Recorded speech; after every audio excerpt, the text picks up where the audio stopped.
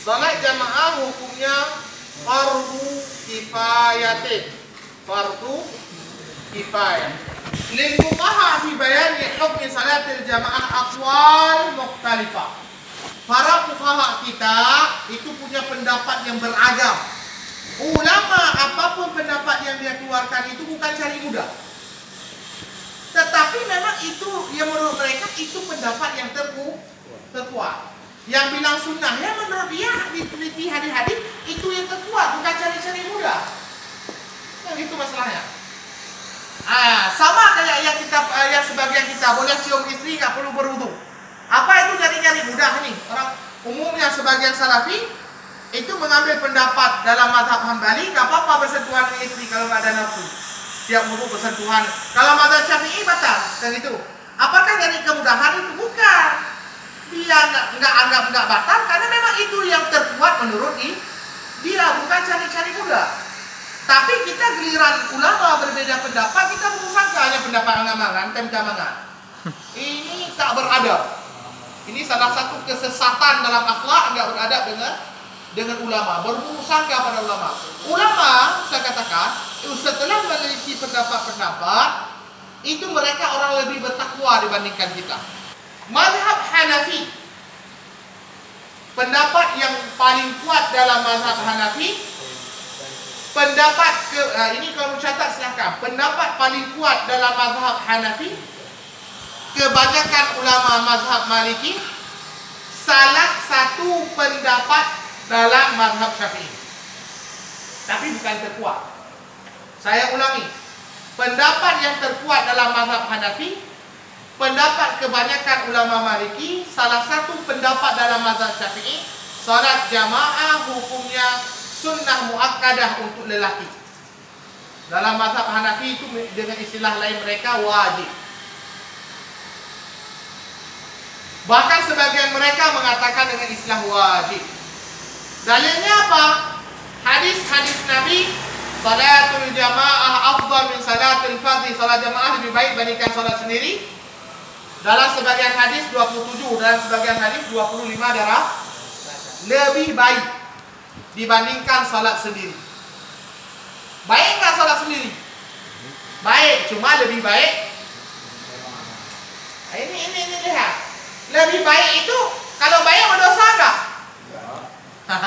Berarti bukan wajib. Kalau wajib berdosa dia. Enggak disebut lebih baik. Itu alasan mazhab Hanafi. Kebanyakan Maliki. Salah satu pendapat Syafi'i. Nabi bilang jelas salat jamaah lebih baik bandingkan salat sendiri. Artinya salat sendiri masih baik.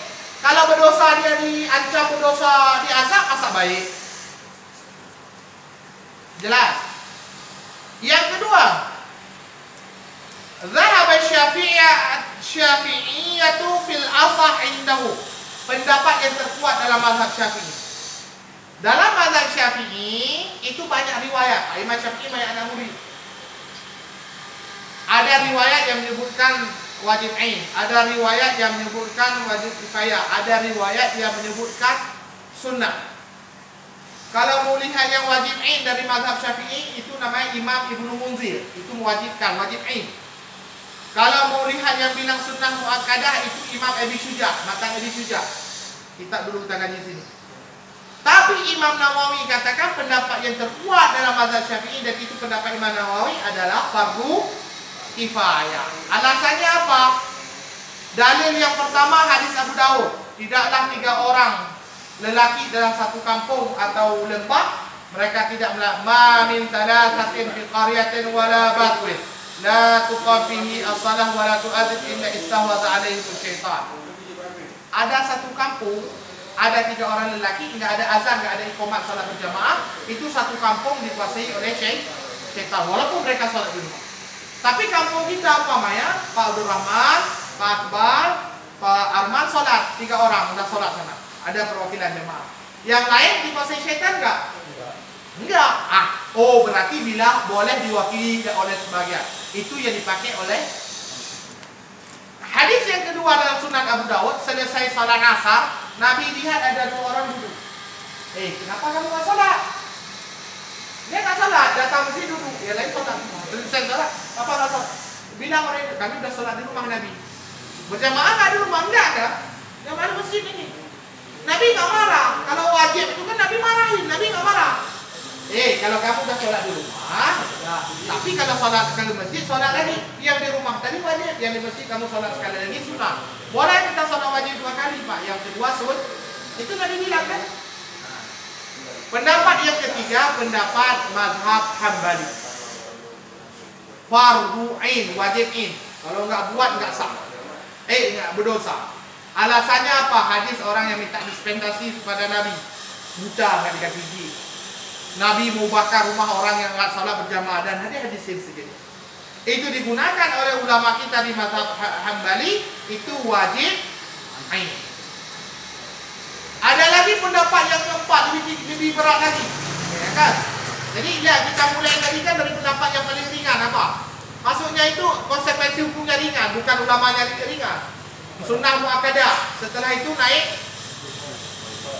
fardu kifayah, setelah itu fardu ain. Ada yang keempat, pendapat Imam Ibnu Hazm dan Imam Ibnu Taimiyah, salat jamaah syarat sahnya salat.